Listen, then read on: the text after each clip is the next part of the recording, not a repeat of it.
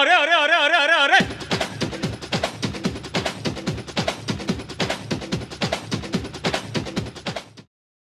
ഇപ്പോഴത്തെ വന്നപ്പോ 250+ പോലും സേഫ് സ്കോർ അല്ലാതായി. ഇപ്പൊ കഴിഞ്ഞ ദിവസം തന്നെ ഡൽഹി 262 കടന്നുപറ്റി വന്നിട്ടുണ്ട്.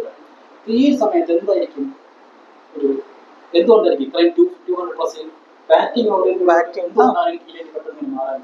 നേരത്തെ പറഞ്ഞ പോലെ ഈ ബാറ്റിംഗ് ഓറിയന്റഡ് തന്നെയാണ് ഗെയിം, ഫുൾ ബാറ്റിംഗ് ഓറിയന്റഡ് ആയി. ഇനിയിപ്പോ 300 അല്ലെങ്കിൽ 320 ഒക്കെ അടിച്ചാൽ പോലും ചിലപ്പോൾ ചേസ് ചെയ്യും. കഴിഞ്ഞ ഈ പറഞ്ഞ പഞ്ചാബ് ഈ ചേസ് ചെയ്തത് പോലും 19 ഓവറിലാണ് ഫിനിഷ് ചെയ്തത്. 7 ബോൾ നിൽക്കുകയാണ് കളി ജയിച്ചത്. അപ്പോഴത് സേഫ് ഇല്ല. അപ്പൊ ഈ പറഞ്ഞ ഇപ്പൊ ഇമ്പാക്ട് സബ് കൊണ്ടുവരുന്നു, കൂടുതൽ ബാറ്റിങ്ങിന് വേണ്ടി ആ ഒരു ബാറ്റിംഗ് ഓറിയന്റഡ് സ്റ്റൈലിലോട്ടും. പിന്നെ എല്ലാ ടീമുകളും മാക്സിമം പവർ പ്ലേ യൂട്ടിലൈസ് ചെയ്ത് കളിക്കുക, അടിച്ച് കളിക്കുക. എങ്ങനെ പോലും ആ പവർ പ്ലേയിൽ 100 കൂടുതൽ അടിച്ച് കളിച്ച് ആ ഒരു സ്കോറിൽ എത്തിക്കുക എന്നൊരു മൈൻഡ് സെറ്റിലാണ് എല്ലാവരും കളിക്കുന്നത്. അല്ലെങ്കിൽ ആദ്യമേ വിക്കറ്റ് പോകും, അതൊന്നും ഒരു ഡിഫെൻസീവായിട്ട് ആരും ചിന്തിച്ച് കളിക്കുന്നില്ല. വരുന്നു മാക്സിമം അറ്റാക്ക് ചെയ്ത് കളിക്കുന്നു. ഈവൻ ചിലപ്പോൾ അടിച്ചില്ലെങ്കിൽ എല്ലാ ടീം 100-നകത്ത് തന്നെ ഓൾ ഔട്ട് ആവും.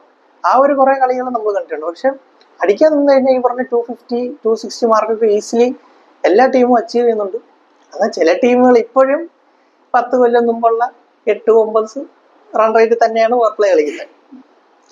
അപ്പൊ ആ പറയുന്ന ഒരു ബാറ്റിംഗ് ഫുൾ മൈൻഡ് സെറ്റ് മിക്ക ടീമുകളും ഇപ്പൊ മാറിയിട്ടുണ്ട്. അതാണ് ഈ പറയുന്ന ഒരു 300 പോലും ഇനി ചേസ് ഡൗൺ ആവുന്ന ഒരു സിറ്റുവേഷൻ വരുന്നത്. ഇതുപോലത്തെ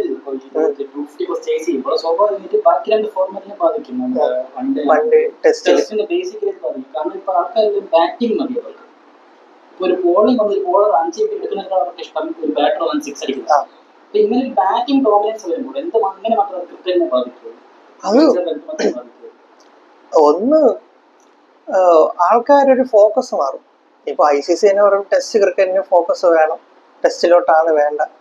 അപ്പം ക്രിക്കറ്റ് ഭയങ്കരമായിട്ട് ഫോളോ ചെയ്യുന്ന ഒരാൾ, എനിക്ക് തോന്നി ക്രിക്കറ്റ് ഫോളോ ചെയ്യുന്ന ആൾക്കാർക്കായാലും ടെസ്റ്റ് ആയിരിക്കും അവരുടെ പ്രയർ കൺസേൺ.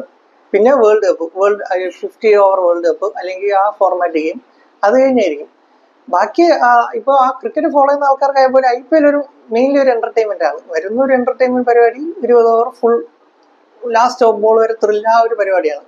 പക്ഷെ ഇത് കണ്ടിന്യൂ ചെയ്യുമ്പോൾ അടുത്തൊരു ഇപ്പൊ നിൽക്കുന്ന കാണുന്ന ആൾക്കാരല്ലെങ്കിൽ ഫ്യൂച്ചറിലെ ആൾക്കാരായ പോലും ഇതായിരിക്കും പ്രയോറിറ്റൈസ് ചെയ്യുന്നത്. അടിച്ചു കളിക്കുക അല്ലെങ്കിൽ കാരണം അടിക്കുന്നു പോകുന്നു. കാരണം അണ്ടർ-19 വേൾഡ് കപ്പിൽ തന്നെ 25 ഓവർ ഫൈനലായപ്പോ തന്നെ 10 റൺ റേറ്റ്. 25 ഓവർ 250 റൺ, 500 അടിക്കുന്നൊക്കെ ചോദിച്ചാൽ 400 എത്രയാണ് ഫൈനലിൽ അടിച്ചത്. ഇന്ത്യയുടെ വേൾഡ് കപ്പ് ഫൈനലിൽ ഇന്ത്യ 250 അടുപ്പിച്ച് പോയി. അതിനു മുമ്പ് ഫൈനലിൽ ഏറ്റവും കൂടുതൽ റൺസ് വന്നെന്ന് പറഞ്ഞാൽ 24 ഇന്ത്യയുടെ റൺസാണ്, 174 എന്തോ സംതിങ്. അപ്പം അങ്ങനെ ഒരു പ്രഷറിലും അല്ലെങ്കിൽ ആ ഒരു കൈൻഡ് ഓഫ് ഗെയിം പോയിരുന്നത് ടക്കനെ ബാറ്റിംഗ് ഓറിയന്റഡും ഒരു ഭയങ്കര പവർഫുൾ സ്ട്രൈക്കിൽ കളിക്കുന്ന ഒരു ഗെയിമുമായി മാറി. അപ്പം ഈ പറയുന്ന IPL ആണ് മെയിൻലി ചെയ്യുന്നത്. അപ്പോൾ അവരത് ബാറ്റിങ്ങിന് പ്രയോറിറ്റി കൊടുക്കുമ്പോൾ ഈ ബോളറിന് സ്വാഭാവികമായിട്ടും ഇപ്പൊ ബോളറിന് ഫ്രണ്ട്ലി പിച്ച് റെഡി ആക്കണം. ഇപ്പൊ ബോളറിന് ഫ്രണ്ട്ലി പിച്ച് വരാനാണ് ഒരിക്കലും ആൾക്കാർ സപ്പോർട്ട് ചെയ്യുന്നില്ല. ഇത് പറയുന്നത് ഒരു ബോളർ ഒരു മുൻകൈ എടുക്കുകയാണെങ്കിൽ ഉടനെ പിച്ചിന് കുറ്റമാണ്, ബോളർമാർക്ക് അങ്ങനെയാണ് എന്ന് പറയുന്നത് ഈ ഒരു മെന്റാലിറ്റി. ഇത് നേരത്തെ പറഞ്ഞില്ലേ, ഇത് ആക്ച്വലി ഇതൊരു എനിക്ക് തോന്നിയിട്ടുള്ള ഒരു കൈൻഡ് ഓഫ് ബിസിനസ് പരിപാടിയാണ്. അടിക്കുന്നു, ആൾക്കാർ കാണുന്നു, എൻജോയ് ചെയ്യുന്നു. കാരണം ആൾക്കാർക്ക് കൂടുതലും മോസ്റ്റ് റൺസ് അടിക്കുന്ന ആ ഒരു സംഭവമാണ് കൂടുതൽ ആൾക്കാർക്ക് ഇഷ്ടം. അതായത് ഒരു നമ്മളെ മെയിൻ ടീം ഇപ്പൊ ചെന്നൈ മുംബൈ ആണെന്ന് കൺസിഡറേഷൻ, ചെന്നൈ ഒരു 150 അടിച്ചു, ഇന്ത്യ അല്ലെങ്കിൽ ചെന്നൈ ഒരു 120 റൺ അടിച്ചു, എന്നിട്ട് മുംബൈന് ഒരു 115 ഡിഫെൻഡ് ചെയ്ത് ആ കളി ജയിച്ചു. പക്ഷെ അതിനേക്കാൾ കുറച്ചും കൂടെ ആൾക്കാർക്ക് കാണാൻ ത്രില്ല് മേ ബി 250 ചെന്നൈ അടിച്ചിട്ട് 245 മുംബൈ നിർത്തനായിരുന്നു. മേ ബി രണ്ടും ഒരേ ഇതായിരിക്കും, 5 റണ്ണിനായിരിക്കും രണ്ടിട്ട് ഒരേ ടീം ജയിച്ചത്, ഔട്ട് കിട്ടുന്നതൊക്കെ സെയിം ആയിരിക്കും. പക്ഷെ ആ ഒരു എന്റർടൈൻമെന്റ് പരിപാടി ഉണ്ടല്ലോ, അപ്പം അതാണ് ഇവര് ആ ഒരു ബിസിനസ് സംഭവമാണ് IPL അവർ കൂടുതൽ കൊണ്ടുവരാൻ നോക്കുന്നത്. കൂടുതൽ അടി ലെസ് വിക്കറ്റ്, അതാണ് ഇപ്പൊ ഡോട്ട് ബോളിന്റെ പരിപാടി കൊണ്ടുവന്നത്. പക്ഷെ നേരത്തെ പറഞ്ഞാൽ ഇന്റർനാഷണൽ ക്രിക്കറ്റിലോട്ട് ആ ഒരു കൺസെപ്റ്റ് കൊണ്ടുവരുമ്പോൾ ആ ഒരു ഇതിലോട്ട് വരുമ്പോൾ നമുക്ക് പല ഇത് കൺസിഡറേഷൻ വരേണ്ടി വരും. ഇനിയിപ്പോ ഒളിമ്പിക്സിൽ T20 ആയിരിക്കും വരുന്നത്. അപ്പം അതിലേക്ക് അതെങ്ങനെ കൊണ്ടുവരും. വളരെ കാണില്ല, കാണാൻ അറിയാം, അടിക്കും, കളി ജയിക്കും. കളി ജയിക്കും. പിന്നെ ഈ വൈഡ് ഇപ്പൊ ട്രെൻഡാണ് വൈഡ് യോർക്കർ അറിയാം. ആ ട്രെൻഡ് അതായത് അടിക്കില്ല എന്ന് കരുതിയിട്ടായിരിക്കും വൈഡ് യോർക്കർ വരുന്നത്. അല്ലെങ്കിൽ വൈഡ് പോകും, അല്ലെങ്കിൽ അടി പോവും, അല്ലെങ്കിൽ എഡ്ജ് പോവും. കഴിഞ്ഞ ദിവസം തന്നെ KL ബോഡി ലെങ്ത്തിൽ KL 4 അടിച്ചു. അപ്പൊ കമന്ററി പറഞ്ഞതായിരുന്നു KL വൈഡ് യോർക്കർ ഞാൻ KL അടിക്കില്ല, ആ ബോൾ 6 ആയിരുന്നു. അടുത്ത ബോൾ പറഞ്ഞ് കൃത്യ പറഞ്ഞ് അടിച്ച് ഈ IPL വന്നോണ്ട് ഭയങ്കര കമന്ററി ശാപം എനിക്ക് തോന്നുന്നുണ്ട്. പറയുന്ന അടുത്ത ബോള് അച്ചിട്ടായിട്ട് അത് നടക്കുന്നുണ്ട്. അതെ, അങ്ങനെ ഒരുപാട് സംഭവങ്ങളുണ്ട്. സൂര്യവംശി ചെറുക്കനാണ് സെഞ്ചുറി അടിക്കാൻ കളിക്കുന്ന അടുത്ത വിക്കറ്റ്. ഇപ്പൊ ഇങ്ങനത്തെ ഈ ടാക്ടിക്സ് അത് ശരിക്കും നമുക്ക് ബോളറിനെ കുറ്റം പറയാൻ പറ്റില്ല. കാരണം ബാറ്റർ എന്ത് ചെയ്താൽ അടിക്കുന്നുണ്ട്. അപ്പൊ നമുക്ക് ഇതിനെ പരിഹാരം നമുക്ക് എന്ത് ചെയ്യാൻ പറ്റും? ബോളർക്ക് എങ്ങനെയാണ് നമുക്ക് ഡോമിനൻസ് സൂര്യവംശിയൊക്കെ ബൂംറയെ അത് ഒന്ന് ഇതില് മെയിൻ പറയേണ്ട പ്ലെയറിന്റെ മൈൻഡ് സെറ്റ് ആണ്. നമ്മളിപ്പോ ബോളറിന് എന്ത് കൊടുത്താലും പ്ലെയർ മറ്റേ എന്ത് പറഞ്ഞാലും അടിക്കും. ആ മൈൻഡ് സെറ്റ് ചെയ്യുന്ന പ്ലെയറിന് ഒന്നെങ്കിൽ അടിക്കൽ ഔട്ട് ആവുക, അങ്ങനെ ഒരു ഇതുണ്ട്. അപ്പൊ നമുക്ക് അല്ലാതെ ബോളറിന് കൊടുക്കാൻ പറ്റുന്ന സപ്പോർട്ട് എനിക്ക് തോന്നുന്നത് ഇമ്പാക്ട് സബിന്റെ ഇത് കൺസിഡർ ചെയ്യണോ, അതിന് വേണോ വേണ്ടേ. കാരണം പിന്നെ ഇപ്പൊ ഓൾറൗണ്ടറിന്റെ ആവശ്യം വരുന്നില്ല. അങ്ങനെ ഒരു പ്രൈം ബാറ്ററിനെ മാറ്റിയിട്ട് ഒരു ബോളറിനെ ആ ഒരു ഇതിലും കൊണ്ടുവന്നാൽ മതി. അപ്പൊ അതിന് പകരം ഇമ്പാക്ട് സബ് ആവശ്യമില്ല.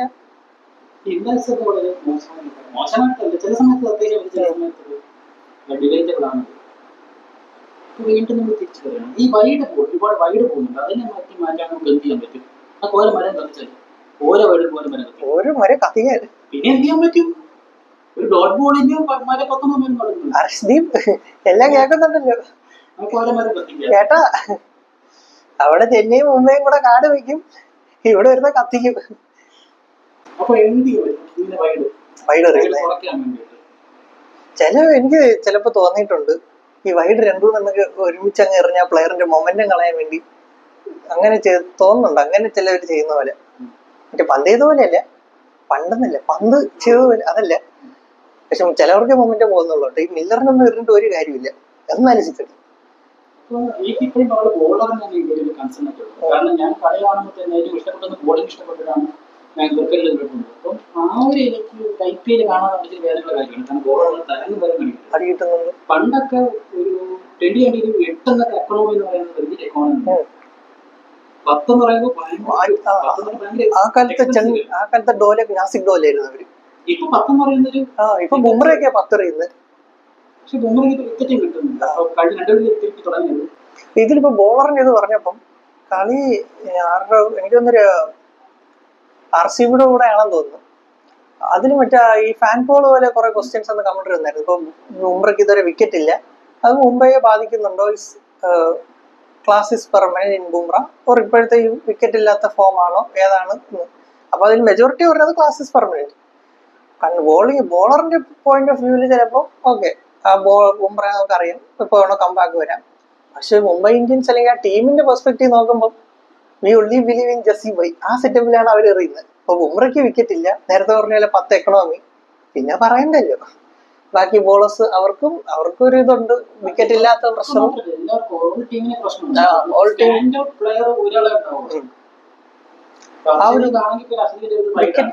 പക്ഷെ വിക്കറ്റ് കിട്ടുന്നുണ്ട്. എസ്പെഷ്യലി ലാസ്റ്റ് മിക്ക ഡെത്ത് ഓവേഴ്സും ഹർഷ്ദീപ് ടൈറ്റ് ചെയ്യുന്നുണ്ട്. വൈഡ് പോണ തുടക്കം കാടി വാങ്ങും, വൈഡ് പോണെങ്കിലും അവർക്കൊരു സേഫ് സോൺ ആയിട്ടാണ് ആ ഒരു ബോൾ ചെയ്യുന്നത്. പിന്നെ അവർക്ക് ഇത് എവിടെ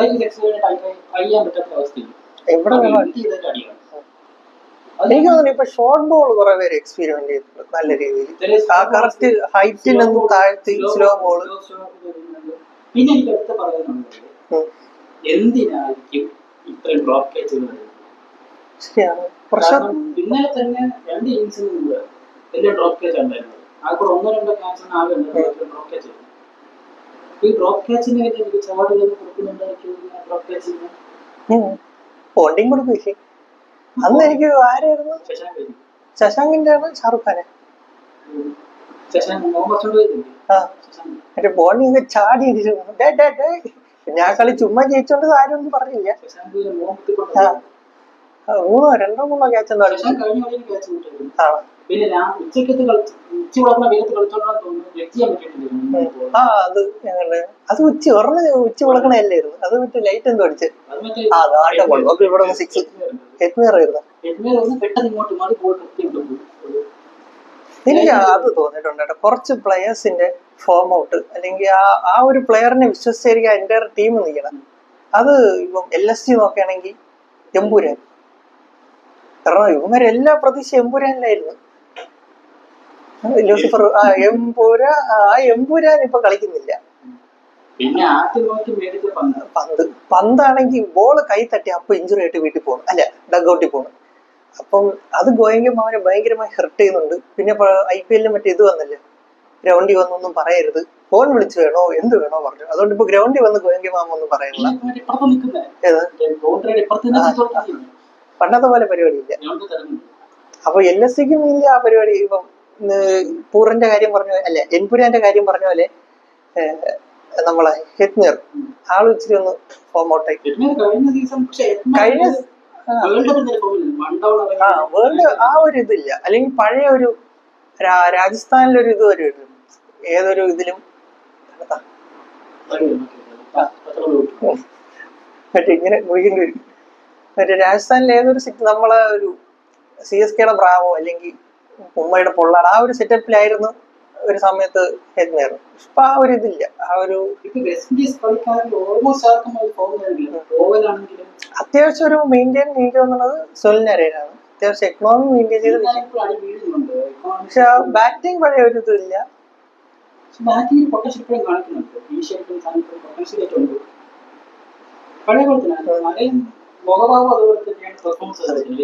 സിക്സ് അടിച്ചാലും വലിയ അത്ഭുതമില്ല, വിക്കറ്റ് കിട്ടിയാലും വലിയ ഞെട്ടലില്ല.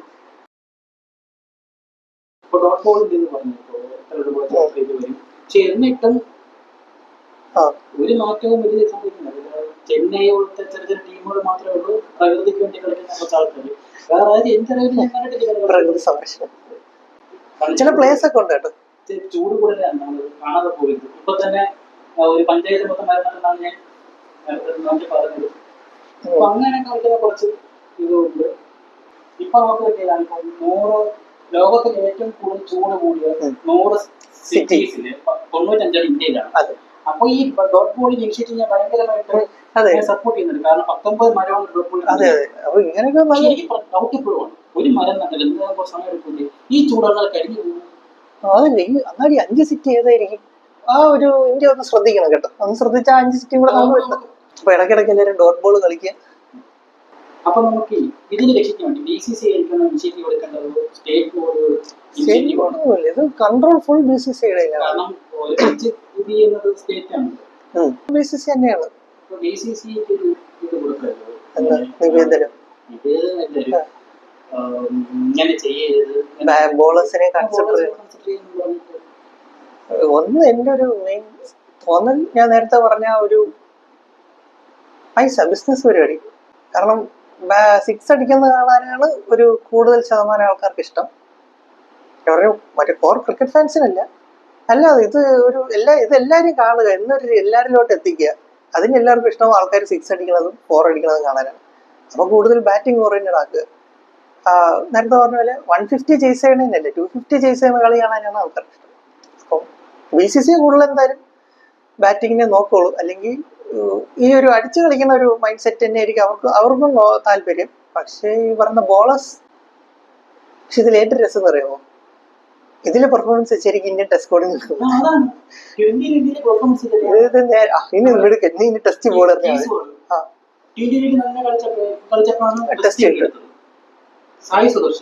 അല്ല ഞാൻ പറഞ്ഞ ഇതല്ലേ ബോളേഴ്സിന് എങ്ങനെയായിരിക്കും. ഹർഷിത് റാണ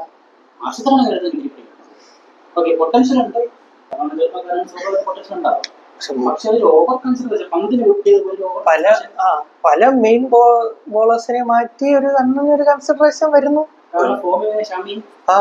അതും ഇംഗ്ലണ്ടിലൊക്കെ കൊണ്ടുപോയി കളിക്കുന്നു. അങ്ങനെ അതാണ് ആ ഒരു. പക്ഷെ നമ്മൾ അങ്ങനെ നോക്കുമ്പോഴും ഒരു പ്രശ്നം, ഇപ്പൊ ഇത്രയും ആൾക്കാർ വരെയാണ്. ഇത്രയും ആൾക്കാർ വരുമ്പം ആകെ ഇന്ത്യൻ സ്ക്വാഡിൽ 11 പേർക്ക് കളിക്കാൻ പറ്റും. അത് നമുക്ക് അതിൽ ഒരാൾ ഗില്ല് ആവണമെന്ന് കമന്റേറ്റേഴ്സിന് വാശി എന്താണ് ഗൈസ്? രണ്ടാമത്തെ ദിവസത്തിലാണെങ്കിൽ അത് I don't know. ആദ്യത്തെ പറയാനുള്ളത് ഫസ്റ്റ് ക്ലാസ് കുറച്ചുകൂടി കളിക്കണം. പൊട്ടൻഷ്യൽ ഉള്ള ഓസ്ട്രേലിയയിലേക്ക് ബാറ്റ് ചെയ്ത് പൊട്ടൻഷ്യൽ ഉണ്ട്. പക്ഷേ ഓവർ ഫേവറിസം അത് ഒരു ടെസ്റ്റ് ടീമിന് ബർത്ത്ഡേ വിളിച്ചത് ടെസ്റ്റ് ടീം ഇല്ലാത്ത പ്രാണയം വിളിച്ചു. ആ ഒരു ഓവർ ഫേവറിറ്റിസം. പിന്നെ അതുപോലെ ഇപ്പൊ ഗില്ല് ബാറ്റ് ചെയ്യുന്നുണ്ട്, പക്ഷെ നമുക്ക് കൂടുതലും ഗില്ലിന് T20യേക്കാൾ നല്ലത് ടെസ്റ്റും ഓഡിയോയിലാണ് ആയിരിക്കും നല്ലത്. പക്ഷെ ഗില്ല് അതിന് മാക്സിമം ട്രൈ ചെയ്യുന്നുണ്ട്. സ്ട്രൈക്ക് റേറ്റ് കൂട്ടുന്നുണ്ട്. 130, 140, 150 സ്ട്രൈക്ക് റേറ്റ് എത്തിയിട്ടുണ്ട്. ഗില്ല് ശ്രമിക്കുന്നുണ്ട്. ബാക്കി ടോപ്പ് ഓർഡർ നോക്കി 230, 220, 180 ടോപ്പ് 5 എടുക്കണമെങ്കിൽ തന്നെ നമ്മൾ നോക്കുമ്പോൾ 3 ബാറ്റർക്ക് ഭയങ്കര കുറവായിരിക്കും. ഒരാൾക്ക് 143, 150, 155. ഇതൊക്കെ വലിയൊരു മികച്ചൊരു ഇത് നല്ല സ്ട്രൈക്ക് റേറ്റ് ആണ്. 220, 230 സ്ട്രൈക്ക് റേറ്റ് വരുന്നത്. ആ ഒരു ഇത് വരുന്നുണ്ട്. പിന്നെ എക്കോണമി പണ്ടൊക്കെ ഓറഞ്ച് ഒക്കെ പർപ്പിൾ ക്യാബിന് എക്കോണമി 6ഉം 7ഉം വരുന്നു. ഇപ്പൊ 8നും 10നും വരുന്നത്.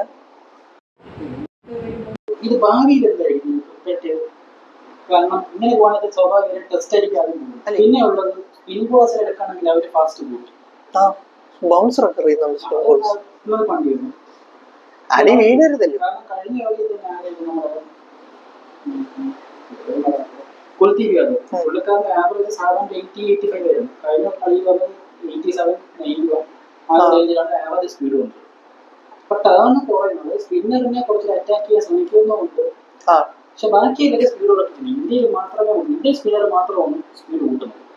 ബാക്കി ഏതൊക്കെ സ്പീഡ് കുറയ്ക്കുന്നത്? കാരണം ടേൺ കൂടുതൽ വരും. ഇവിടെ മാക്സിമം എനിക്ക് അടി വീഴരുത്. ടേൺ കളിക്കാൻ ചിലവർക്ക് പ്രശ്നമുണ്ട്. എന്തുകൊണ്ട് ടേണിനെതിരെ ഫാസ്റ്റ് വരുന്നു? ഒരുപാട് ചോദ്യങ്ങൾ നമ്മുടെ മുന്നിലുണ്ട്. ഇതിനൊക്കെ ഉത്തരം തരാം BCC മാത്രമേ.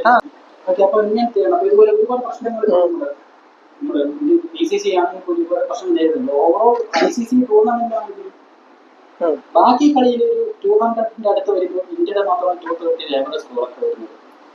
ഇത് എത്ര പെട്ടെന്ന് മാറിയില്ലെങ്കിൽ അത് വൺഡേക്ക് നന്നായി ബാധിച്ചിട്ടുണ്ട്. വൺഡേയുടെ എണ്ണം കുറഞ്ഞു. പിന്നെ അത് ഇടയ്ക്ക് നമ്മളെ ആരുടെ ഒരു ഇന്റർവ്യൂവില് രവിശാസ്ത്രി പറഞ്ഞിട്ടുണ്ടായിരുന്നു, മാക്സിമം നമ്പർ ഓഫ് ബൈലാറ്ററൽസിന് കുറയ്ക്കുക. ICC കാരണം ICC ടൂർണമെന്റ് ഇപ്പൊ എല്ലാ വർഷവും വരുന്നുണ്ട്. അത്യാവശ്യമുള്ള ബൈലാറ്ററൽസോ കാര്യങ്ങളോ മാത്രമാക്കുക.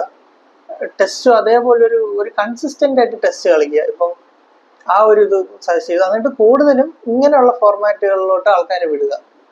അതില് ആൾ ഉദ്ദേശിക്കുന്ന പോസിറ്റീവ് സൈഡ് എന്ന് പറയുമ്പോൾ നിറയെ ആൾക്കാർക്ക് ഇത് കിട്ടും, ഒരു അവസരം കിട്ടും, പുതിയ എക്സ്പോഷർ കിട്ടും. അല്ലെങ്കിൽ ടെസ്റ്റ് അല്ലെങ്കിൽ ഇത് ഫോക്കസ് ചെയ്യുന്ന ആൾക്കാരിൽ അതിലോട്ട് മാത്രം ആക്കുക എന്നുള്ളൊരു ഇത് വരും. പിന്നെ അതോടൊപ്പം ക്രിക്കറ്റിന്റെ ആ ഒരു ബ്രാൻഡ് പരിപാടി വളരും. കുറച്ച് സമയമുള്ളൂ. പക്ഷെ അത് ആ ഒരു ക്രിക്കറ്റിന്റെ ഒരു സ്പോർട്സ്മാൻഷിപ്പ് പോകും എന്നുള്ള ഒരു പ്രശ്നം വരും. ഇവരുടെ ബൈലാറ്ററൽ കറക്റ്റ് നടക്കാതെ ആ ഒരു ക്രിക്കറ്റിന്റെ ഒരു സംഭവം വരുന്നത് കൂടുതലും അതിലാണ്. കാരണം പണ്ടൊക്കെ ഈ ബൈലാറ്ററൽ എന്ന് പറയുമ്പോൾ 5-7 കോടി 5 ടെസ്റ്റ് 2 മാസം ഒരു ടൂർ ആയിരിക്കും ഒരു ടീമിന്റെ. എല്ലാവരും ഇന്ന് പക്ഷെ അങ്ങനെ ഒരു സമയമില്ല. അടുത്ത കളി അത് കഴിഞ്ഞ് പിന്നെ എന്തായാലും ഒരു ICC ടൂർണമെന്റ് കാണും. അത് വരും. ഇനിയിപ്പം ഏഷ്യൻ ഗെയിംസ് വരും. കോമൺവെൽത്ത് കാണും പറയില്ല, ഒളിമ്പിക്സ് കാണും. ഒളിമ്പിക്സ് പക്ഷെ ഏത് ഫോർമാറ്റ് എന്നല്ല അറിയാം.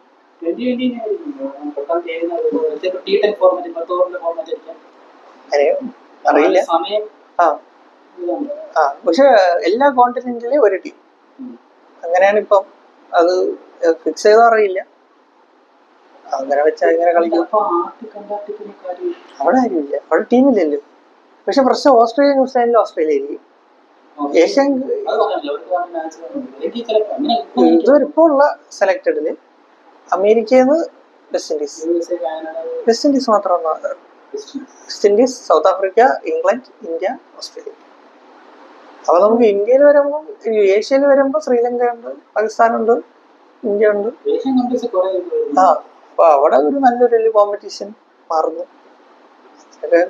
അത് ഫിക്സ് ചെയ്തോ ഇല്ലെന്ന് അറിഞ്ഞൂടാ ഈ പറഞ്ഞ ഒളിമ്പിക്സിൻ്റെ ഇത്. പിന്നെ ഇനി അതിന് മുമ്പേ 27 വേൾഡ് കപ്പ് വരും സൗത്ത് ആഫ്രിക്കയിലാണെന്ന്. 27 വേൾഡ് കപ്പിൽ എങ്ങനെയായിരിക്കും ഇന്ത്യ മുന്നോട്ട് പോകുന്നത് 27 വേൾഡ് കപ്പിൽ? എല്ലാരും നോക്കുന്ന പോലെ രോഹിത് കോഹ്ലി ആയിരിക്കും ഇന്ത്യയുടെ ഒരു പ്രൈം. ഇന്ത്യൻ BCCIയുടെ ഫോക്കസ് ആണെന്ന് പറഞ്ഞൂടാ, ഇൻക്ലൂഡിങ് ഫാൻസ് അല്ലെങ്കിൽ ക്രിക്കറ്റ് ഫോളോ ചെയ്യുന്ന എല്ലാവർക്കും ഇവർ രണ്ടുപേരും കളിക്കുമ്പോൾ തന്നെ ആയിരിക്കും. ഗില്ലായിരിക്കുമോ ക്യാപ്റ്റൻ എന്ന് എനിക്ക് അറിഞ്ഞൂടാ. ശ്രേയസ് ഒരു ഓപ്ഷൻ ആയിട്ട് എനിക്ക് തോന്നുന്നു. അത് അറിയില്ല, അതൊരു ഇതാണ്. ഗില്ല് കളിക്കും, ഗില്ലിന് പറ്റിയ ഫോർമാറ്റ് ആണ് ODI. ഗില്ല് എന്തായാലും ടീമിൽ സ്ക്വാഡിൽ വേണം, ക്യാപ്റ്റൻസി അത് അറിയില്ല.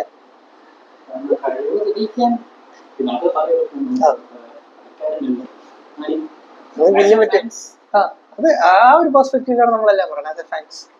ഇപ്പൊ ഗില്ലി ഇപ്പം T20 വേൾഡ് കപ്പ് മിസ്സായി, അതിന്റെ ഇത് കാണും ആൾക്ക്. നേരത്തെ ഉള്ള ആ ഒരു കഴിഞ്ഞ ഒരു ഏഷ്യ കപ്പിലേക്കുള്ള T20 പെർഫോമൻസ് നോക്കുമ്പോൾ IPL നന്നായിട്ട് തന്നെയാണ് കളിക്കുന്നത്. ഗില്ല് കാണും, കോഹ്ലി രോഹിത് കാണട്ടെ, പന്തോർ രാഹുൽ ODI, സാംസൺ കാണും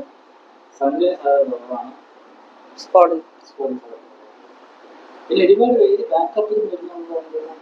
എന്തായാലും സിറാജൻ ബുംറ കാണും, ഷമീം കൂടെ ഉൾപ്പെടുത്താൻ. പ്രസിദ്ധ് കൃഷ്ണ ഓക്കെ, പക്ഷെ ഞാൻ പറയുന്നത് മറ്റേ ട്രയോ സിറാജിക്ക, ഷമി, ബുംറ. അത് ശരിയാണ്, എറിയുന്നു ഇതൊരു IPL.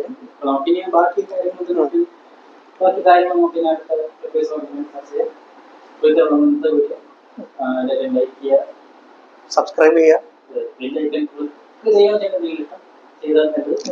നിങ്ങളുടെ ഇതേപോലെ അഭിപ്രായങ്ങൾ കമന്റ് ചെയ്യുക. നമുക്ക് ഇൻസ്റ്റാഗ്രാം ID ഉണ്ട്,